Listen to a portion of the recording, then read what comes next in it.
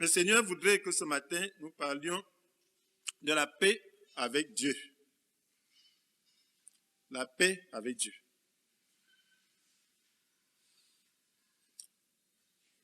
Le Seigneur voudrait qu'on comprenne la base de notre communion avec Dieu. Et savoir comprendre, savoir comment demeurer en Christ. Donc nous devons comprendre la base de notre communion avec Dieu et savoir demeurer en Christ. Savoir comment demeurer en Christ. Quelle est la base de notre communion avec Dieu? Comment demeurer en Christ? Voilà les objectifs. La parole de Dieu nous montre que Dieu créa l'homme par amour. Et que les premiers hommes, Adam et Ève, avaient vécu pendant un certain temps dans la concorde avec Dieu. De sorte que tout allait bien avec eux dans leur relation avec le Créateur. Jusqu'au jour où l'homme décida de désobéir. En désobéissant, alors cette concorde fut brisée. Et depuis lors, l'homme a besoin de se réconcilier avec Dieu. L'homme naît déjà éloigné de Dieu. Et a besoin, à titre personnel, de se réconcilier avec Dieu. De faire la paix avec Dieu. Tout homme naît éloigné de Dieu. Il a besoin de faire la paix avec Dieu. Et Dieu lui-même, qui dans son état d'esprit d'amour, a créé les conditions pour que cette paix soit possible. Il a créé les conditions de sorte qu'il suffit à l'homme d'accepter ces conditions pour pouvoir se réconcilier avec Dieu. Ces conditions, c'est en Jésus-Christ. Il fallait trouver la solution au péché de l'homme. Parce que la Bible affirme dans Romains chapitre 3, verset 23, tous sont péchés en effet et sont privés de la glorieuse présence de Dieu. Donc nous naissons privés de la glorieuse présence de Dieu. La relation brisée était due au péché. La désobéissance a introduit le péché qui a mis un mur de séparation entre l'homme et Dieu. Et nous naissons tous séparés de Dieu parce qu'étant des pécheurs. Et nous avons besoin donc que ce mur soit ôté. Et c'est Dieu qui a créé les conditions pour que cela soit possible. Il a envoyé Jésus-Christ pour que cela soit possible. Et c'est simplement en croyant en lui et en s'identifiant à sa mort, alors que le péché est ôté, et que nous pouvons donc nous réconcilier avec le Seigneur. Donc la paix avec Dieu passe donc par l'identification à Christ. Donc il faut croire donc en cette œuvre. Il y a lieu de se demander comment Dieu nous accorde-t-il sa paix sans compromettre sa justice. Vous savez, Dieu est juste et tout doit se tenir. Comment il nous apporte cette paix sans compromettre sa justice? Et quel est le sens pratique de demeurer en Christ? Pratiquement, demeurer en Christ, c'est quoi? Quel était l'enjeu du fruit défendu? Nous entendons parler du fruit défendu. Quel était l'enjeu? Alors, comment Dieu nous accorde-t-il sa paix sans compromettre sa justice? La Bible nous dit dans Romains chapitre 4, verset 25, il a été livré pour nos fautes. Et Dieu l'a ressuscité pour que nous soyons déclarés justes. Romains chapitre 4, verset 25. Il a été livré pour nos fautes. Et Dieu l'a ressuscité pour que nous soyons déclarés justes. Jésus a été livré pour nos fautes. Et Dieu l'a ressuscité pourquoi? Pour que nous soyons déclarés justes. Et dans Romains chapitre 5, verset 1, c'est la suite. Puisque nous avons été déclarés justes, en raison de notre foi, nous sommes en paix avec Dieu, grâce à notre Seigneur Jésus. Puisque nous avons été déclarés justes en raison de notre foi, nous sommes en paix avec Dieu, grâce à notre Seigneur Jésus-Christ. Donc, parce que nous avons été déclarés justes, nous sommes en paix. Et nous sommes déclarés justes pourquoi? Il a été livré pour nos fautes. Et Dieu l'a ressuscité pour que nous soyons déclarés justes. Voilà pourquoi Dieu l'a-t-il ressuscité. Le fait qu'il soit ressuscité prouve son innocence. Nous avons besoin de comprendre. S'il était pécheur, Dieu ne l'aurait pas ressuscité. Mais le fait qu'il soit ressuscité prouve qu'il était innocent. Parce que Dieu est juste. Il n'a pas péché lui-même. Et il a été mis à mort. Injustement. Parce qu'il a accepté de porter nos péchés. Maintenant, Dieu l'a ressuscité pour que nous soyons déclarés justes. Parce que s'il était pécheur, il ne serait pas en mesure de porter nos péchés sur lui. Il fallait quelqu'un d'innocent. Le péché est quelque chose qui se tient entre l'homme et Dieu. Et la réparation n'était possible que par un homme pur, un homme qui n'a jamais péché. C'est ça le mystère. Il fallait expier, il fallait réparer la faute. Il fallait qu'un homme, n'étant pas séparé de Dieu, qu'un homme n'étant pas pécheur, puisse porter le péché de l'humanité pour réconcilier l'homme avec Dieu. La Bible nous dit que tous sont péchés, en effet, sont privés de la glorieuse présence de Dieu. Il n'y avait personne, aucun humain qui puisse faire cela. Mais Dieu ne manque pas d'astuce. Qu'est-ce qu'il a fait? La grandeur de Dieu et la puissance et la grandeur de ce salut se trouvent dans le fait que Dieu lui-même a pourvu aux moyens. Parce qu'il n'y avait pas d'homme, il a envoyé son propre fils, Dieu, qui a le statut de Dieu. Et il l'a envoyé dans ce monde et lui a formé un corps humain. Et qu'il soit tenté, éprouvé par le diable et qu'il puisse réussir à faire ce que l'homme ne pouvait pas faire, vaincre le péché, pour être en mesure de s'offrir en sacrifice pour le péché de tout le monde qui le veut. Lorsque vous voyez le salut, lorsque vous voyez le prix payé par Dieu, lorsque vous voyez ce qui a été fait, vous ne pouvez qu'adorer Dieu, vous ne pouvez qu'aimer Jésus. La Bible dit d'ailleurs de lui, dans Philippiens chapitre 2, verset 6, lui qui dès l'origine était de condition divine, ne chercha pas à profiter de son égalité avec Dieu. Lui qui dès l'origine était de condition divine, ne chercha pas à profiter de son égalité avec Dieu. Lui, il est Dieu. Tout a été fait par lui. C'est ce que nous dit Jean 1, verset 1. Il est Dieu. Disons que c'est de lui, que tout vient de lui. Et tout subsiste par lui et pour lui. La parole parle de lui, de sa divinité. Mais lui qui était de condition divine, ne chercha pas à profiter de son égalité avec Dieu. Mais il s'est dépouillé lui-même. Il s'est dépouillé de cette gloire. Il s'est dépouillé de cette divinité. C'est pour cela que dans Jean chapitre 17, vous pouvez dire à Dieu de lui remettre la gloire. Oui, qu'il possédait avant même la fondation du monde. Donc, la gloire qu'il avait auprès de lui. Il faut qu'il le remette dans cette position de gloire. Donc il s'était dépouillé de cette gloire, de cette divinité, pour pouvoir prendre la condition d'homme, de serviteur. Mais il s'est dépouillé lui-même. Il a pris la condition du serviteur. Il se rendit semblable aux hommes en tout point. Il se rendit semblable aux hommes en tout point. Et tout en lui montrer qu'il était bien un homme.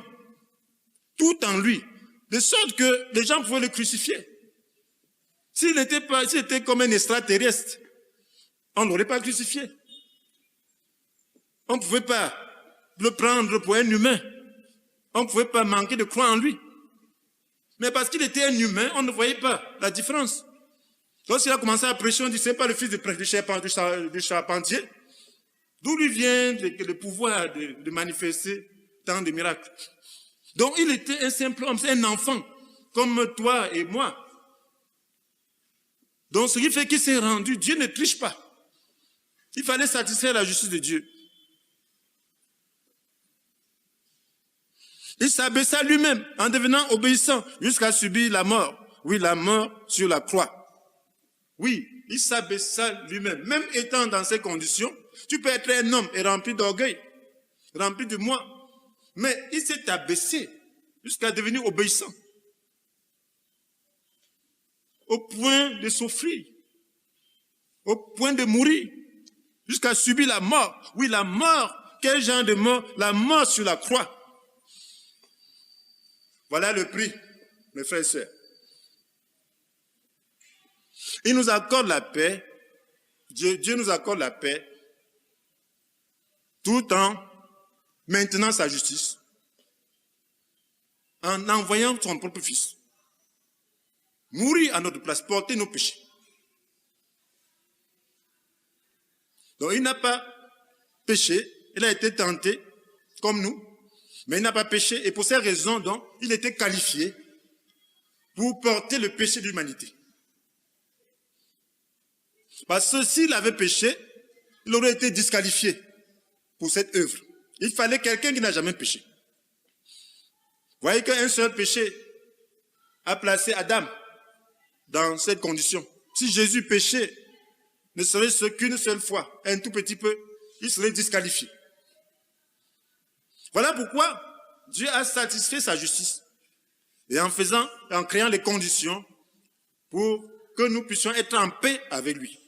Parce qu'aucun homme ne pouvait le faire. Il suffit maintenant de croire en lui, en ce Jésus qui seul peut le faire. Donc si tu ne crois pas en Jésus, ce ne sera pas possible. Parce que c'est en Jésus que le péché est pardonné. C'est lui qui a porté nos péchés. Donc ce n'est que par lui. Donc Dieu nous voit au travers de Jésus. Quel est le sens pratique de demeurer en lui, de demeurer en Christ? Nous allons comprendre davantage ce que c'est. Nous avons besoin de comprendre que notre réconciliation n'est possible qu'en Christ. Et nous devons demeurer en lui pour continuer à bénéficier de la paix avec lui. Donc la réconciliation n'est possible qu'en Christ. Vous allez voir la Bible, lorsqu'on dit en Jésus, en Jésus. En Jésus. Ça veut dire que c'est en lui que c'est là que nous avons notre bénédiction. C'est en lui que nous avons la relation avec Dieu. Voilà pourquoi il dit, je suis le chemin, la vérité et la vie. Donc il n'y a pas possibilité, il dit, nul ne vient au Père que par moi. Donc il n'y a pas possibilité d'avoir une relation directe avec le Père sans passer par Jésus. Parce que le problème du péché va se poser. Et ce problème ne se résout qu'en Jésus. Il faut une réparation, il faut une expiation. Et quel est ton réparateur? Qui va expier le péché? Pourquoi? Il faut seulement croire en Jésus qui a expié le péché, qui a réparé la faute commise par Adam et perpétuée par toi, par ta naissance et tes actes et ton état d'être même. Donc voilà pourquoi le salut en Jésus est incontournable. Maintenant, il faut demeurer. Dans 1 Corinthiens chapitre 1, verset 30, la Bible nous dit, en Christ, en effet, en Christ, comprenez bien, en Christ, en effet, se trouve pour nous l'acquittement, la purification et la libération du péché. En Christ. C'est en lui que nous avons l'acquittement. Nous sommes acquittés. Ça veut dire que Dieu ne tient plus compte de nos péchés. Nous sommes purifiés. Notre compte est pur. C'est son sang qui nous purifie. Nous sommes libérés. Donc le péché n'a plus de pouvoir sur nous. Donc cela n'est possible qu'en Jésus. C'est en Jésus, c'est la foi en lui qui permet d'avoir cette capacité. Donc nous avons besoin de croire en lui. Nous avons besoin de demeurer en lui. Parce que nous avons besoin d'être continuellement acquittés, continuellement purifiés, continuellement libérés.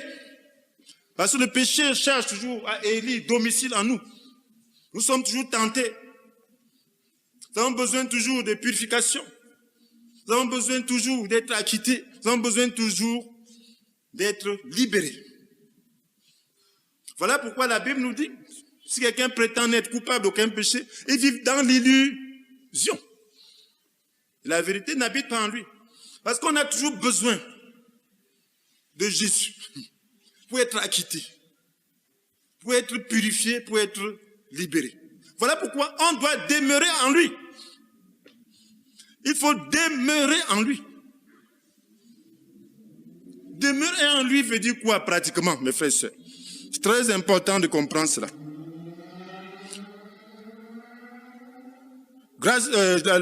Le Seigneur Jésus dit dans Jean chapitre 15, verset 2, « Tous les sarments en moi qui ne portent pas de fruits, il les coupe. Et tous ceux qui en portent, il les taille, afin qu'ils produisent un fruit encore plus abondant. » Au verset 5, il dit, « Je suis le sceptre de la vigne. Vous en êtes les sarments. Celui qui demeure en moi et en qui je demeure portera du fruit en abondance. Car sans moi, vous ne pouvez rien. Je suis le sceptre de la vigne. Vous en êtes le sarment. Celui qui demeure en moi porte du fruit en abondance. Car sans moi, vous ne pouvez rien. » Il est question donc de vivre dans la dépendance de l'Esprit. Nous avons vu que lorsque nous nous identifions à Christ, alors nous vivons dans la dépendance d'Esprit. Si vous voulez, relisons le passage qui est introduit dans Romains chapitre 8, verset 4, qui dit, « Et il a fait pour que la juste exigence de la loi soit pleinement satisfaite en nous, qui vivons non plus à la manière de l'homme livré à lui-même, mais dans la dépendance de l'Esprit. » Donc, la juste exigence de la loi est pleinement satisfaite en nous, qui vivons plus à la manière de l'homme livré à lui-même, mais dans la dépendance de l'Esprit. Donc, il faut demeurer dans la dépendance de l'Esprit. La juste exigence de la loi n'est satisfaite qu'en ceux qui ne vivent plus à la manière de l'homme livré à eux-mêmes. Vivre à la manière de l'homme livré à lui-même, ça veut dire qu'il ne compte pas sur le sacrifice de Jésus. Donc la chair n'est pas crucifiée en cette personne. Le péché n'est pas crucifié en cette personne. Mais la juste exigence de la loi est satisfaite en ceux-là qui acceptent ce principe d'identification, afin que le péché meure crucifié et que l'Esprit nous soit donné donc pour vivre dans la dépendance de lui-même, pour que la position du péché reste dans cet état de mort. Donc c'est le péché, c'est l'Esprit qui amène le péché en nous à demeurer dans l'état de mort. C'est l'Esprit qui amène le péché en nous à demeurer à la croix. C'est l'Esprit qui amène le vieil homme à demeurer dans la croix, à la croix. Voilà pourquoi la Bible dit, si vous vivez à la manière de l'homme livré à lui-même, vous allez mourir. Mais si par l'Esprit, vous faites mourir les actes mauvais que vous accomplissez dans votre corps, vous vivrez. Donc, demeurer en Christ, c'est demeurer dans la dépendance de l'Esprit. Si un instant tu dépends de toi-même, alors tu es hors. Si à un moment tu veux maintenant faire ce que tu veux, tu ne demeures plus. Parce que tu ne pourras plus produire du fruit. Parce que c'est en demeurant en lui qu'on produit du fruit. Le fruit là, ce n'est pas toi qui le produis. C'est comme le sarment. Tout sarment qui demeure en lui, il porte du fruit, il le taille. Il dit, on ne peut rien faire si on ne demeure pas en lui. Il dit, sans moi, vous ne pouvez rien. Parce que ce n'est pas le sarment lui-même qui produit le fruit, c'est la sève qui vient de la racine et du cep qui produit le fruit dans le sarment. Donc nous ne pouvons pas produire le fruit. Le fruit là, c'est quoi? C'est le fruit de la justice. Donc on ne peut pas. On ne peut pas, on n'en a pas les moyens. C'est Dieu qui nous donne les capacités de produire ces fruits. Et cela n'est possible que lorsque nous acceptons la croix, nous identifions à Jésus. Pour que le Saint-Esprit nous soit donné, nous aspirons au Saint-Esprit pour qu'il nous soit donné pour assujettir dans la chair et produire dans le fruit de la justice. Pour que nous soyons en mesure, nous sommes comme des gens liés. La chair nous lie. Et l'esprit, l'œuvre du Seigneur, c'est quoi? L'œuvre du Seigneur nous délie, nous dépouille de la chair, pour que nous soyons libres, pour pouvoir faire ce que nous voulons. L'apôtre Paul dit, je ne fais pas le bien que je veux, mais c'est le mal que je ne veux pas que je fais. Pourquoi? Parce qu'il est lié. Donc la croix nous délie. C'est la raison pour laquelle Jésus dit, Si donc c'est le Fils qui vous donne la liberté, vous serez effectivement des hommes libres. Donc on ne peut être libre que lorsqu'on est délivré de soi-même. Donc il faut demeurer dans ce principe. Parce que si on ne demeure pas dans ce principe, alors on ne pourra pas continuer. Il est question de vivre dans la dépendance de l'esprit. Et la persévérance à garder le terrain conquis par la repentance et à conquérir du nouveau terrain de sainteté fait demeurer en Christ. La persévérance à garder le terrain conquis par la repentance, parce que lorsque tu reçois Jésus, tu es conscient du péché, tu es convaincu de péché et tu t'en repens. Maintenant, lorsque tu te repens, ne rentre plus dans ces péchés dont tu t'es répandu. Parce qu'il est question de mener une vie de plus en plus sainte. C'est ce que la Bible nous dit. Donc, lorsque tu continues maintenant, tu gardes le terrain déjà conquis dans la repentance, et tu cherches maintenant à conquérir du nouveau terrain de sainteté. C'est là que tu demeures en lui. Demeurer en lui, c'est garder le terrain déjà conquis et chercher à conquérir du nouveau terrain de sainteté. Parce que tu vas toujours dépendre de son sacrifice pour pouvoir aller de sainteté en sainteté. Tu vas toujours dépendre de l'esprit pour aller de sainteté en sainteté. Mais si tu rentres, ça veut dire que tu te coupes de lui. Tu ne veux plus dépendre de cette œuvre. Là, tu te coupes. Il dit que si tu te coupes, alors tu seras jeté au feu. C'est ce qu'il dit. Au verset 6, si quelqu'un ne demeure pas en moi, on le jette hors du vignoble, comme les sarments coupés. Ils se dessèchent, puis on les ramasse, on y met le feu et les brûle. Donc la vie chrétienne demande de la persévérance. Celui qui persévérera jusqu'à la fin sera sauvé, c'est persévérer dans ce principe de foi. Quelquefois c'est dur, mais tu vas aller où? Il faut regarder et aller toujours en avant. Lorsque tu vas en avant, alors tu es assisté et tu es content, tu es joyeux parce que tu pensais que c'était trop dur, mais Dieu te donne des replis. Dieu te donne des moments de joie. Tes batailles gagnées te donnent la joie. Ces batailles gagnées, c'est par l'esprit. Au moment, quelquefois, c'est dur. Pour Jésus même, c'était dur par moment. Mais quelle joie lorsqu'on gagne la bataille. Donc c'est ça le chemin. La porte est étroite, le chemin difficile dont Jésus dit mener au salut. Maintenant, si tu ne fais pas cela, tu seras coupé. Donc tu ne vas pas faire le va-et-vient. Lorsque tu as cru, tu t'es repenti, ne rentre pas dans le péché dont tu t'es repenti. Tu reviens, tu rentres, tu reviens. Dieu dit que si tu fais ce va-et-vient, il va finir par te couper. Parce que là, tu ne demeures pas. Il faut demeurer. Demeurer veut dire abandonner ce que tu as déjà, dont tu t'es repenti, et continuer à conquérir le nouveau terrain de sainteté. Parce que Dieu veut qu'on soit parfait. Et lorsque tu acceptes ce principe, c'est là qu'il permet que tu demeures en lui. Parce qu'il sait que tu seras là pour aller de perfectionnement en perfectionnement par sa grâce. Le troisième point, c'est quel était l'enjeu du fruit défendu? Dans Genèse chapitre 2, nous voyons le commandement que Dieu donna aux premiers hommes. Au verset 16, et l'Éternel Dieu ordonna à l'homme, mange librement des fruits de tous les arbres du jardin, mais sauf du fruit de l'arbre du choix entre le bien et le mal. De celui-là, n'en mange pas, car le jour où tu en mangeras, tu mourras. Donc il lui a donné un ordre formel de manger du fruit de tous les arbres du jardin, sauf celui du choix entre le bien et le mal. Le jour où tu mangeras de ce fruit, tu mourras. Alors, ce fruit permettait de discerner soi-même entre le bien et le mal. Donc, d'être indépendant de Dieu en cette matière. Donc, le fruit là permettait qu'on soit indépendant de Dieu en discernant soi-même entre le bien et le mal. Parce que Dieu a voulu que l'homme dépende de lui en matière de la connaissance du bien et du mal. Donc, ce fruit-là, si tu le mangeais, cela voulait dire que désormais, tu seras toi-même en mesure de déterminer entre le bien et le mal. C'est alléchant, n'est-ce pas, d'être autonome.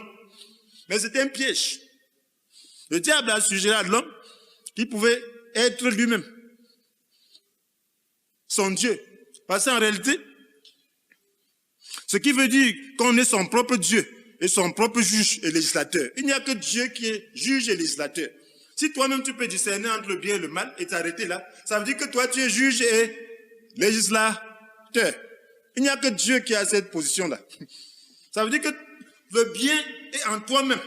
Le mal est en toi-même. Ça veut dire que tu es capable de discerner toi-même le bien et le mal. Ce n'est pas possible. C'est Dieu qui a ce pouvoir. Donc c'était être indépendant de Dieu. Puisque ton mal ne sera jamais et réellement, objectivement mal. Pour certains, le mal, c'est quand ton œuvre fait du tort. Pour certains, le mal, c'est si tu les corriges par rapport à ce qui est normal. Ils trouvent que tu as mal fait. Donc le mal dépend de l'homme. Donc si c'est chacun qui doit définir son mal, et c'est la société d'aujourd'hui, le postmodernisme, on voudrait que chacun définisse ce que c'est que le mal pour lui-même. Donc ça, c'est la société où le diable va régner. Donc il n'y a plus de normes bibliques. Le mal est absolu. On ne trouve plus le mal absolu. Voilà pourquoi on peut légaliser le péché qui a conduit Dieu à détruire tout un peuple. D'où vient que les gens n'arrivent plus à discerner? Ça veut dire simplement qu'ils conçoivent qu'ils sont des dieux. Ils décident que ceci-là n'est pas péché. Si c'est toi qui dois décider, ça veut dire que tu es Dieu. Et c'est là ce que le diable avait proposé à Adam et Ève. Tu n'auras plus besoin de Dieu. Donc en réalité, mon frère, ma soeur, en le faisant ainsi, il le trompait. En se coupant de Dieu, alors il est devenu dépendant de quelqu'un d'autre. Parce que la Bible dit que l'homme ne peut pas être son propre maître. C'est impossible. Vous savez ça? La Bible nous dit dans Galates chapitre 5, verset 17, au verset 16, il dit que la chair a des désirs contraires à ceux de l'esprit. L'homme livré à lui-même a des désirs contraires à ceux de l'esprit. Et l'esprit a des désirs qui sont à l'opposé de ceux de l'homme livré à lui-même. Il dit les deux sont opposés l'un à l'autre. C'est pourquoi vous ne pouvez pas être votre propre maître. Vous ne pouvez pas être votre propre maître. Parce qu'en nous, il y a une dualité. En nous, il y a le mal. En nous, il y a ce qu'on appelle l'homme livré à lui-même. Quand l'homme n'est pas sous l'autorité de Dieu, il y a une partie de lui qui est livrée à elle-même. Et cette partie livrée à elle-même doit être sous l'autorité de quelqu'un. Et en se coupant de Dieu, cette partie est tombée sous l'autorité du diable. Vous ne pouvez pas être votre propre maître. Donc, la chair est le moyen par lequel le diable atteint l'homme et domine l'homme et manipule l'homme.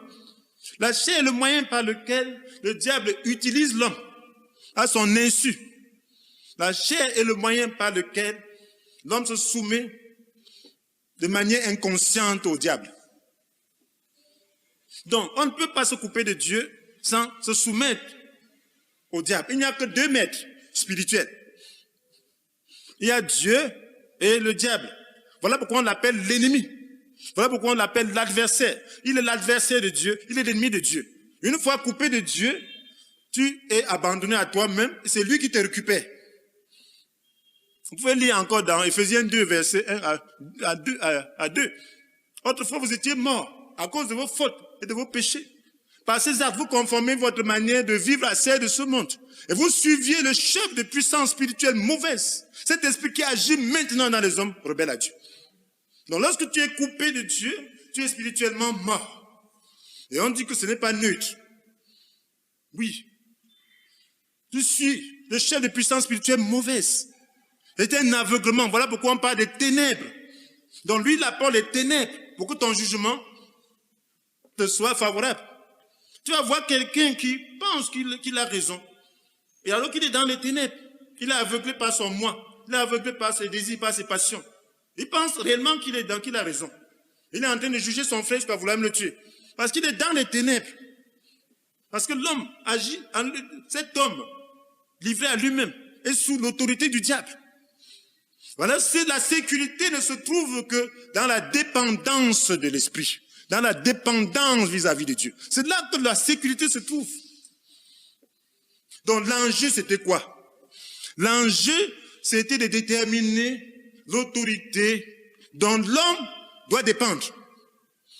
Donc l'enjeu du fruit de l'arbre, la connaissance du choix et du bien, c'était donc de déterminer l'autorité dont l'homme doit dépendre. En choisissant de ne pas manger, alors il choisissait de dépendre de l'autorité de Dieu. En choisissant de manger, il choisissait de dépendre de l'autorité du diable. Voilà l'enjeu. L'homme ayant choisi de manger est tombé sous l'autorité du diable. Voilà pourquoi on dit aujourd'hui que le monde entier est sous la coupe du diable. Parce que l'homme né étant sous la coupe du diable, nous appartenons à Dieu alors que le monde entier est sous la coupe du diable. C'est ce que la Bible nous dit dans 1 Jean chapitre 5, n'est-ce pas? Verset 19. Donc, en choisissant de dépendre de Dieu, on choisit de s'écarter de l'autorité du diable. Voilà pourquoi la vie chrétienne est quelque chose de très important. Alors, il faut être ferme. Ce n'est pas l'amusement. C'est la guerre. Et il faut choisir un camp et y demeurer. Il faut choisir Dieu et demeurer dans le Seigneur par l'obéissance à sa parole. Donc, c'est en obéissant à sa parole, éclairé par le Saint-Esprit, qu'on demeure en lui. Donc, on demeure en lui. On est sous son autorité, sous l'autorité de sa parole. Et c'est pour cela que nous devons donc nous soumettre à la parole éclairée par le Saint-Esprit. Voilà ce qui prouve que l'homme dépend de Dieu. Donc la paix avec Dieu est possible par l'identification à lui dans sa mort. Nous devons demeurer dans cette position de foi en dépendant du Saint-Esprit qui nous libère du péché et produit le fruit de la justice en nous. C'est le Saint-Esprit qui nous libère de notre ego. Lorsqu'on parle de l'amour, ce n'est pas libéré de son ego, ça devient juste l'humanisme. L'humanisme, chacun peut faire l'humanisme. Mais lorsque ça passe par la croix, ça devient l'amour de Dieu. Donc il faut être libéré de son ego. Et c'est la croix seule qui peut le faire.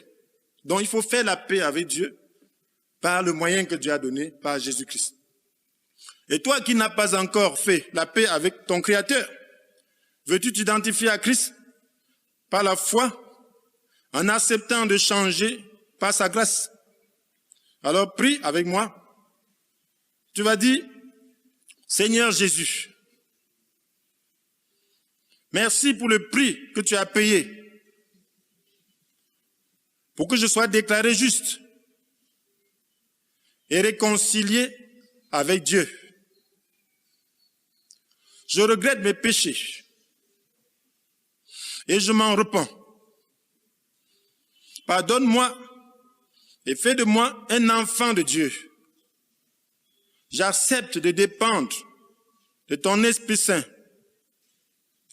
pour demeurer en toi. Merci Seigneur. Amen. Est-ce que nous pouvons acclamer le Seigneur pour son œuvre?